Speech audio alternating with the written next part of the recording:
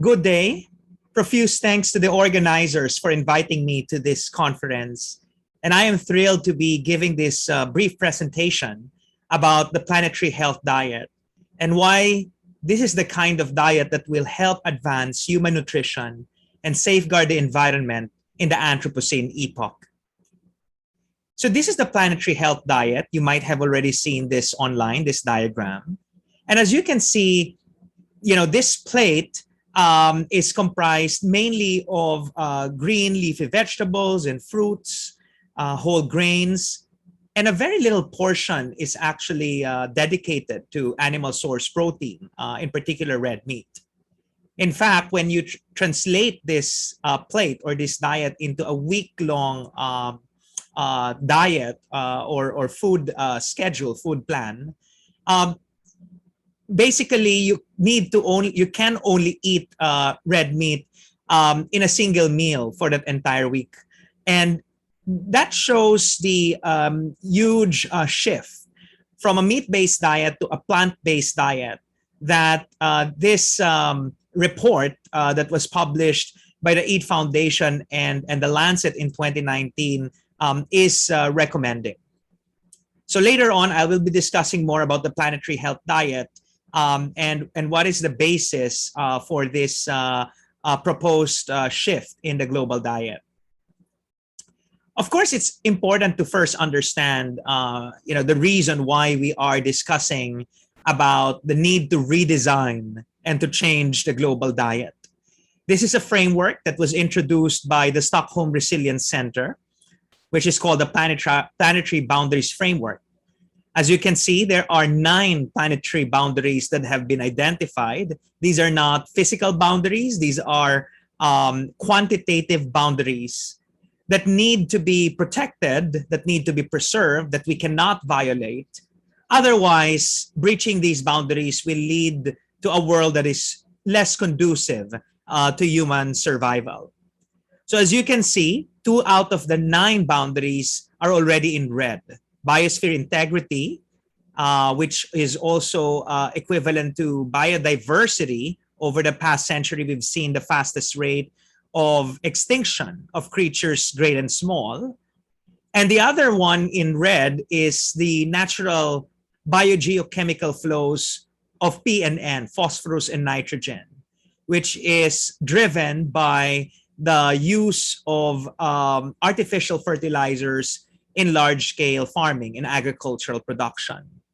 So 2 out of 9 boundaries have been violated already. And as you can see, 2 out of 9 are in yellow. That means they're soon to be violated. Climate change, we know that in the Paris Agreement, there is a limit that was set, 1.5 degrees Celsius up to 2 degrees Celsius global average temperature increase. And the other boundary that is in yellow is land system change, because we've turned natural ecosystems into human habitations, built environment, subdivisions, malls, golf courses. And so we've really humanized a significant portion of the natural land that we have here in planet Earth.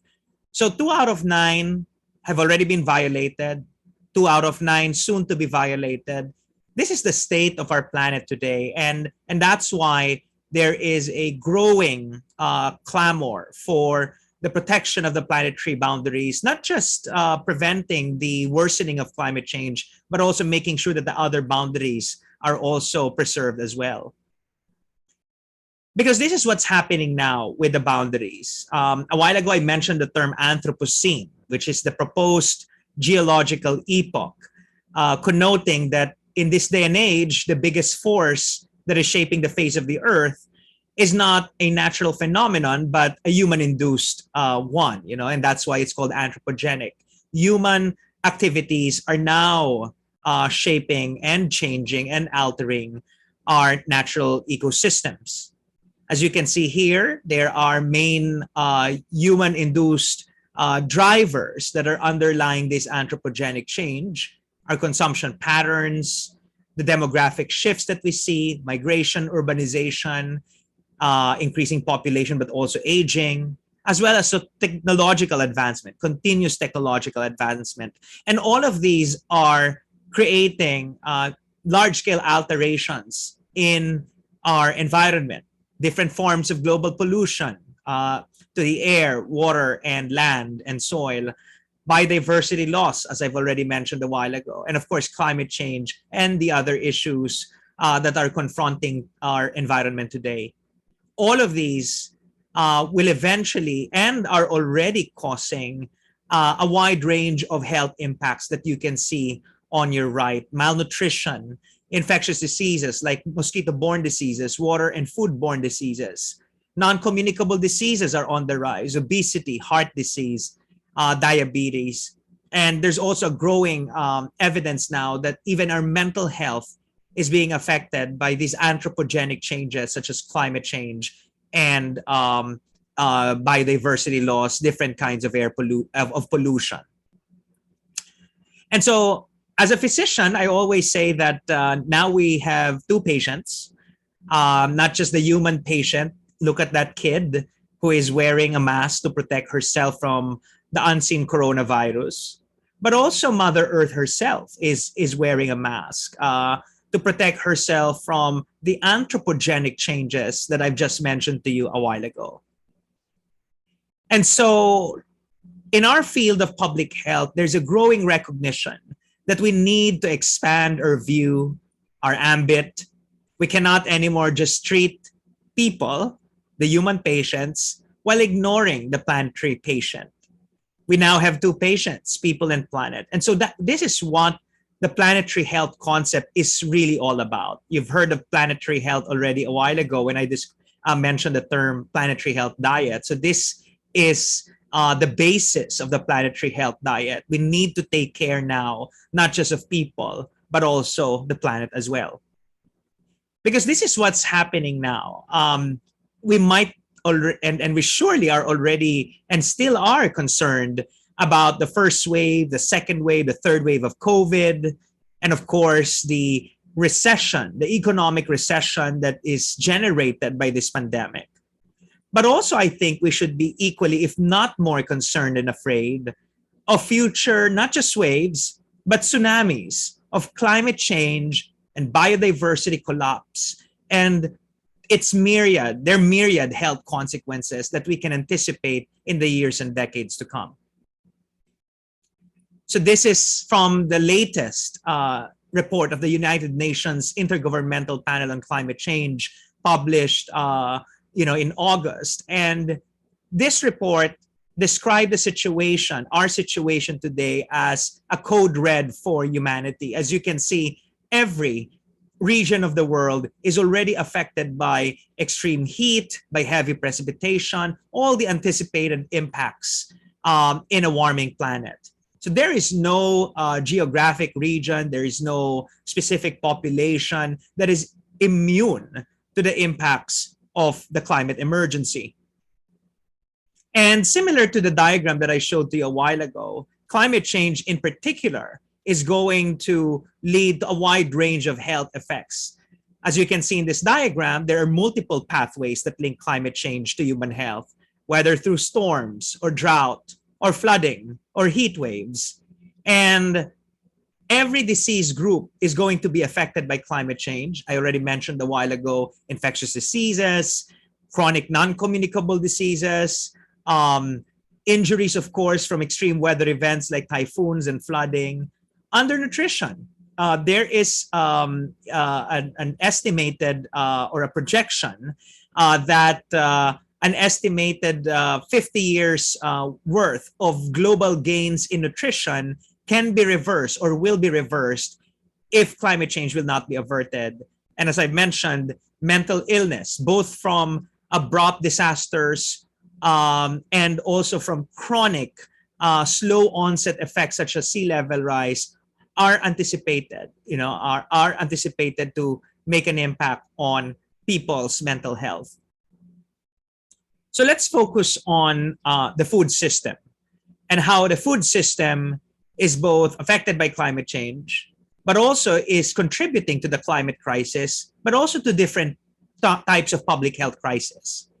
So there is a term that was introduced in 2019, and it called the situation a global syndemic of obesity, undernutrition, and climate change. When you say something is a syndemic, it means there's an interplay, an interaction of multiple epidemics happening at the same time. They have the same sources, and they're also creating reinforcing feedback loops. So, the effect or the impact is not just additive, but it's multiplicative.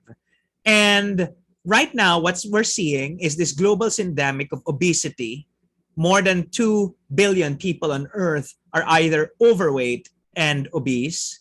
Another billion people on Earth are actually facing different types of undernutrition or malnutrition. And that same food system that creates both obesity and undernutrition is also generating the crisis of the climate emergency, because we know that the food systems are also emitting enormous amounts of greenhouse gases to the atmosphere, also using up a lot of water, air, energy, and land resources. So we cannot address just one problem and ignore the other. We need a holistic approach, and we need to get to the root of the problem, and that is the food system that we have now that is defective and needs redesign. There's another diagram that always is used to represent the food system and how it actually helps create the obesity pandemic. I'll not go into the detail, but as you can see, there's so many factors that are at play whenever we talk about how obesity is generated in society. And part of that system is the different types of food produce that are created or that are generated by our food system. And as you can see here, the bulk of our food is, or the overconsumption of food is with regards to high carbon and less nutritious food diets or food products. And those are comprised of red meat and starchy vegetables. And so this graph shows to you, as you can see at the top in this bar graph, that almost every region of the world is consuming red meat and starchy vegetables, which are high carbon and also less nutritious than the other options that are in this diagram. And as you can see also in this diagram, by the way, these diagrams are from the 2019 report of the Lancet Eat Foundation commission that introduced the concept of the planetary health diet. Here you will see that red meat is the most resource-intensive food product of all. And it's not just the leading emitter of greenhouse gases, it's also using a lot of land and energy. It's also contributing to ocean acidification, but also eutrophication of our water resources. So it's really resource intensive, not just from the climate perspective, but from a broader ecological perspective.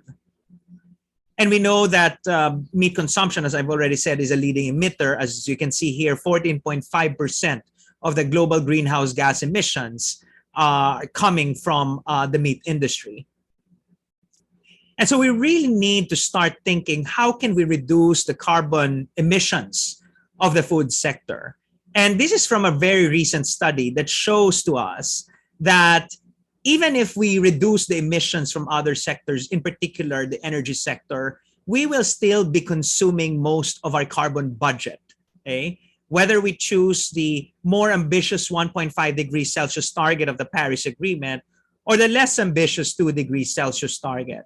So as you can see, even if we just reach the less ambitious 2 degrees Celsius target, we reduce emissions from the energy sector, the food sector will still be eating up a lot of that carbon budget. And therefore, we really need to think about reducing the emissions from the food system. And of course, the situation is worse if we aim for 1.5 degrees Celsius. Because definitely reducing energy sector related emissions is not going to be enough.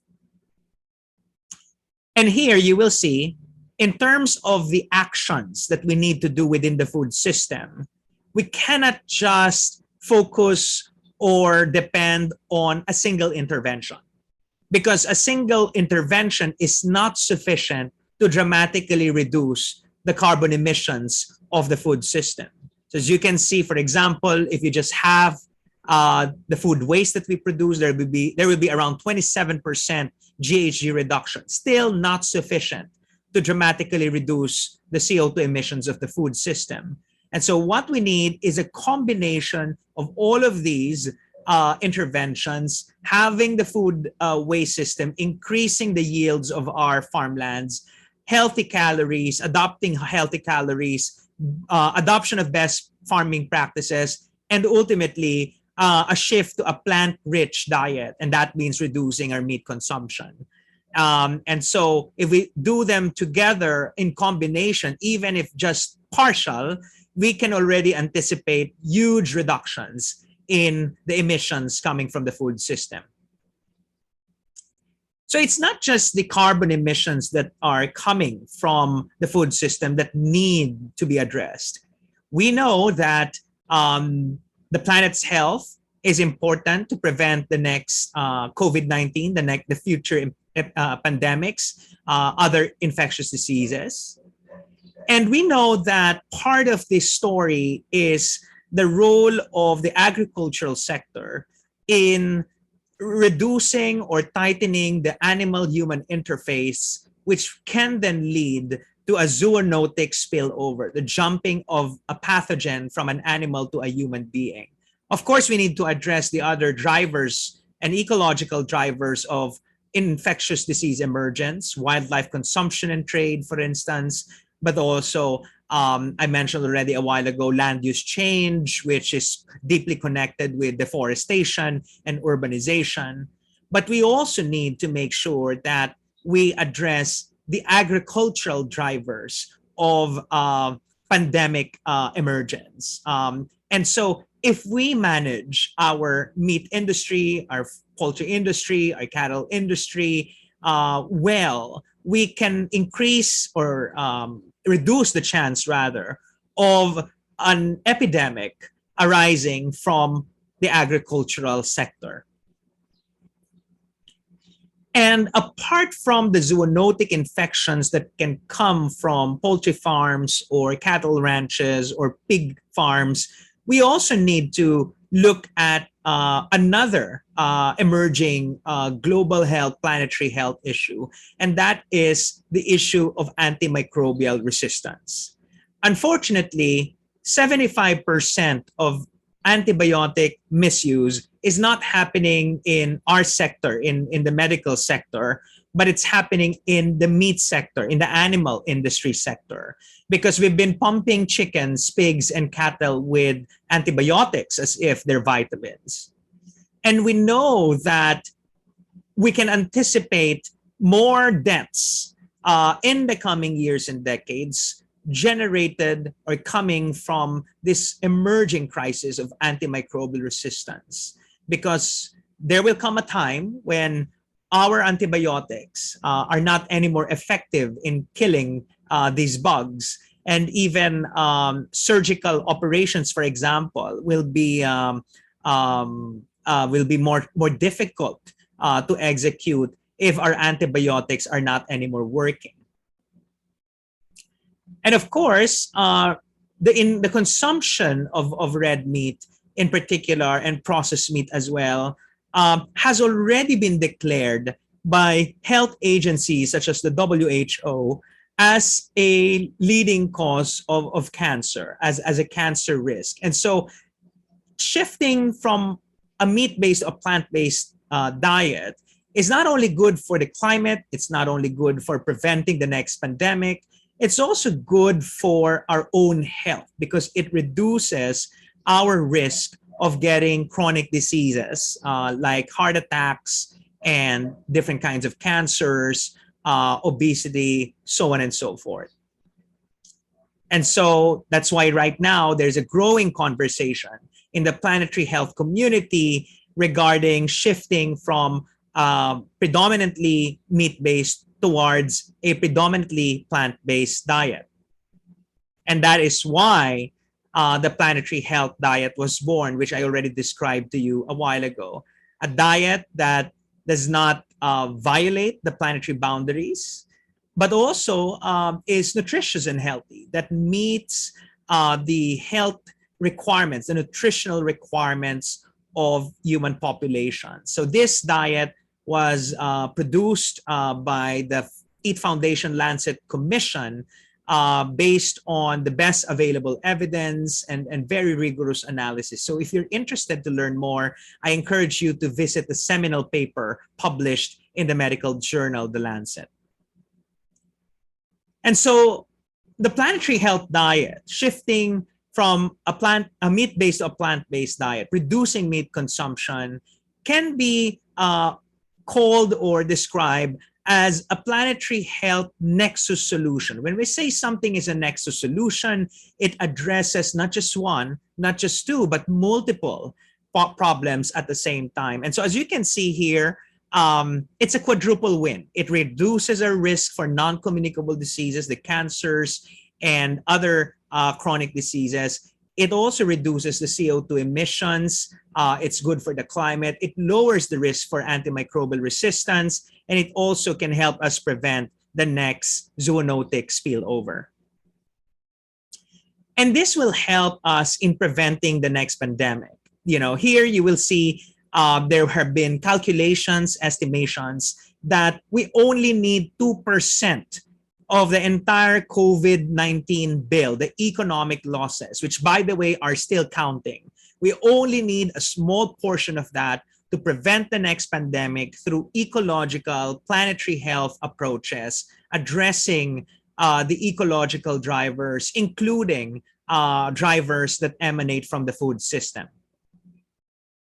And it will also help us not just prevent the next pandemic, but also meet the targets of the Paris Agreement, increase the level of ambition of COP26 and beyond. It will enhance the nationally determined contributions of the countries of the world in terms of reducing greenhouse gas emissions. And so we need to flatten the curve of COVID-19. There's no doubt about it. But we also need to flatten the curve of our carbon emissions, our ecological footprint, because the Earth's capacity is constant, it's unchangeable, it's non-negotiable. So we really need to do climate action as soon as possible and as fast as we can. And the food sector has definitely a huge role to play. And for example, here in Manila, Philippines, there has been several exercises and processes already that have taken place, looking into the feasibility of the planetary health diet as the future diet of the citizens of Manila and perhaps even the entire country as well. And I'm going beyond now the planetary health diet. I think we need to start promoting the planetary health approach. And here you will see that in the Philippines, we established Planetary Health Philippines. I encourage all the other countries in the region and also across the world to establish planetary health communities that are interdisciplinary, intersectoral, and intergenerational. And we hope that we will be using the post-COVID recovery process that we are currently undertaking towards a greener, healthier, and just future for people and planetary health. And changing our diets, transforming our food systems should be part of this green, healthy, and just post-COVID recovery. Because we owe it not just to ourselves, but we also owe it to the children of the world and to those who are yet to come. So together, let's advance the health of people and planet. Thank you very much, and congratulations on your conference.